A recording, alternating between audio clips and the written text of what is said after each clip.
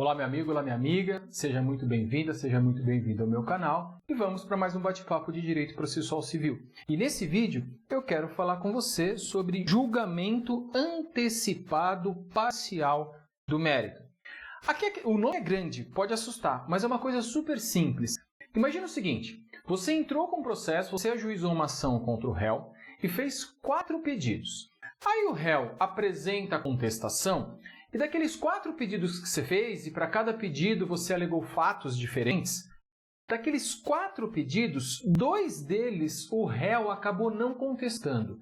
E você, como já viu lá no vídeo sobre contestação, você sabe que na contestação existe o ônus da impugnação especificada dos fatos. Aqueles fatos não impugnados especificamente, eles são considerados verdadeiros. Então vamos lembrar, você fez 4 pedidos, para cada pedido você alegou um fato diferente. 2 pedidos foram contestados e os fatos relativos a eles foram negados pelo réu. Porém, 2 deles não foram negados. E em relação a esses 2, houve a presunção de veracidade. E esses 2 pedidos, seria muito interessante que você já pudesse executar esses pedidos. Imagina só, você tem certeza que vai ganhar o processo em relação a esses 2 pedidos, porque os fatos que você alegou já foram considerados verdadeiros. Imagina lá que essa questão já está decidida pelo judiciário com uma farta jurisprudência, não tem dúvida jurídica sobre isso. Existia uma dúvida fática que foi sanada pela presunção de veracidade decorrente da não impugnação específica por parte do réu da contestação. Bom, só que você vai ter que esperar até a sentença. E mais, da sentença cabe um recurso de apelação, que em regra tem efeito suspensivo, que vai suspender os efeitos da sentença. Então não adianta nada o réu não ter contestado aqueles 2 pedidos, porque vai vir a sentença e dela vai ser interposta uma apelação e tudo vai demorar 8 anos. Pois é para isso que existe esse instituto jurídico que nós estamos vendo nesse vídeo, que é o julgamento antecipado parcial do mérito, que está lá no artigo 356 do Código de Processo Civil. O artigo 356 está num pedaço do Código de Processo Civil que fala do julgamento conforme o estado do processo.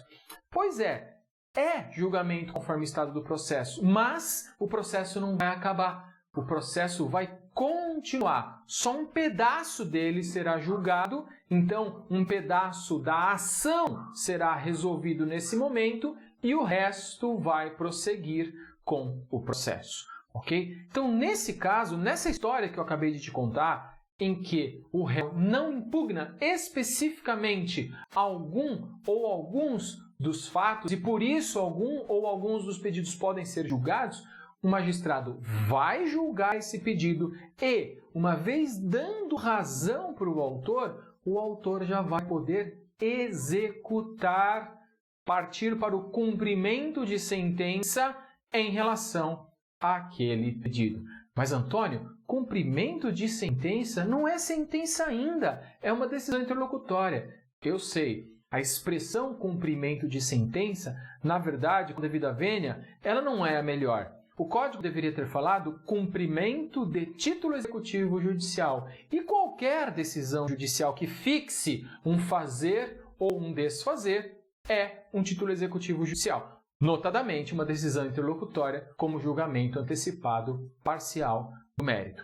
E aqui a questão é bastante simples. 2 daqueles 4 pedidos que você colocou na petição inicial foram considerados verdadeiros os fatos, o magistrado julgou. Uma vez julgado por decisão interlocutória, esses 2 pedidos não serão rediscutidos no processo. A sentença não vai falar deles, porque eles já foram julgados aqui nesse momento. E o autor da ação pode executar essa decisão, pode partir para o cumprimento de sentença em relação a esses pedidos que foram já julgados. Agora, veja, foram julgados por decisão interlocutória. Essa decisão interlocutória desafia um recurso de agravo de instrumento. Está lá no artigo 1015, inciso 2 do Código de Processo Civil, que decisão interlocutória de mérito pode ser objeto de agravo de instrumento. E aqui é julgamento antecipado parcial de mérito. Então, isso deve, na verdade, ser objeto de agravo de instrumento, sob pena de preclusão. Se você não entrar com agravo de instrumento agora, não vai poder discutir isso lá na apelação. Por esse motivo, se o magistrado julgou parcialmente esse pedido, você tem que entrar, você réu que foi prejudicado, prejudicada com essa decisão, tem que entrar com agravo de instrumento. Se isso não acontecer, essa decisão transita em julgado e essa execução não necessitará ser execução provisória, poderá ser uma execução definitiva. Okay? É para isso que serve o julgamento antecipado parcial de mérito, para que o autor possa executar durante o processo aquilo que ficou incontroverso, aquele pedido que já podia ser deferido pelo magistrado. Se a parte contrária interpuser o recurso de agravo de instrumento, fica provisória a decisão, porque pode ser reformada pelo tribunal, e a execução vai ser provisória.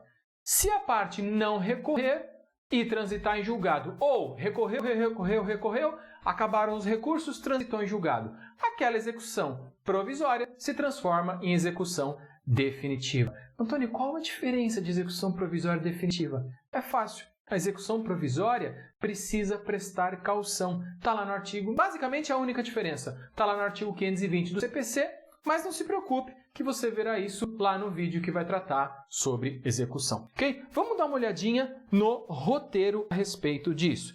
Então você sabe que aí nós estamos diante de uma decisão interlocutória, ok? Então a natureza jurídica é de uma decisão interlocutória que julga antecipadamente um pedido que ficou incontroverso. Na verdade, não é o pedido, são os fatos que fundamentam aquele pedido. Os fatos ficaram incontroversos, o magistrado já pôde julgar esses pedidos. E você sabe também que é uma decisão interlocutória.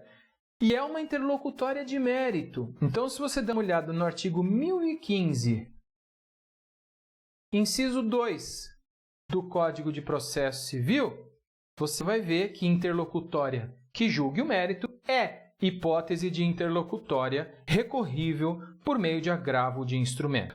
Você tem aí claramente uma aplicação da teoria da causa madura.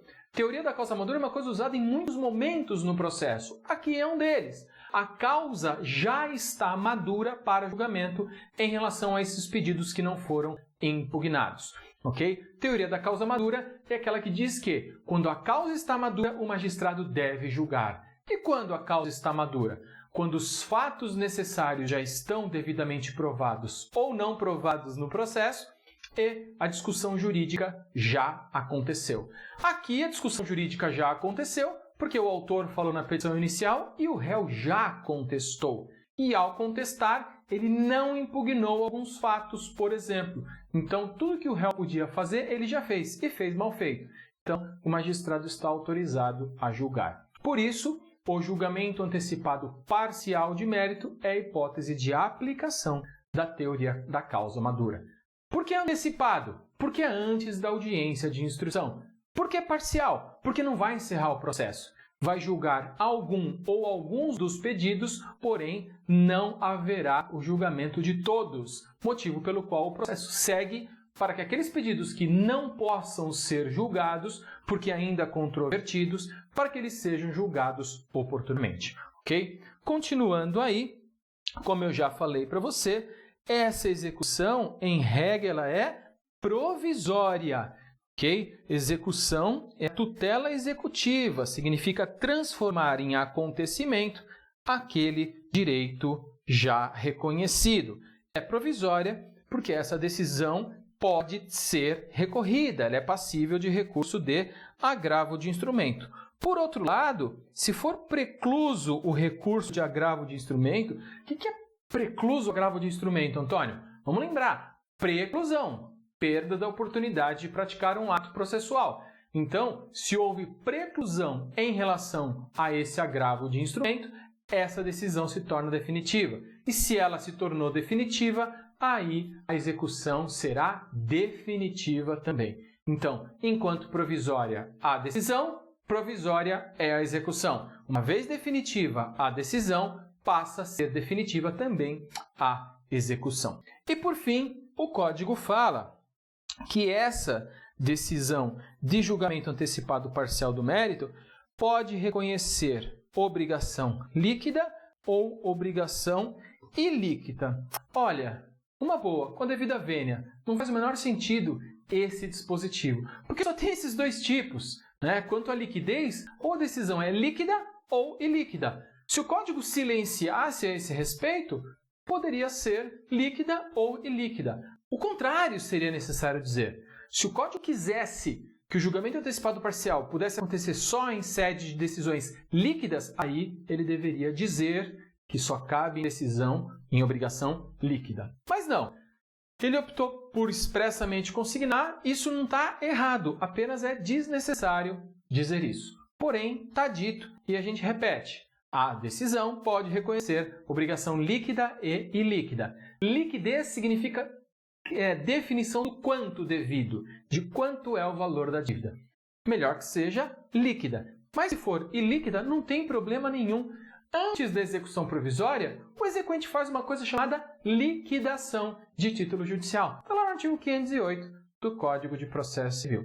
Ok? Então, basicamente é isso. Não tem muito segredo. Esse é o julgamento antecipado parcial de mérito. É isso aí. Bons estudos e até a próxima!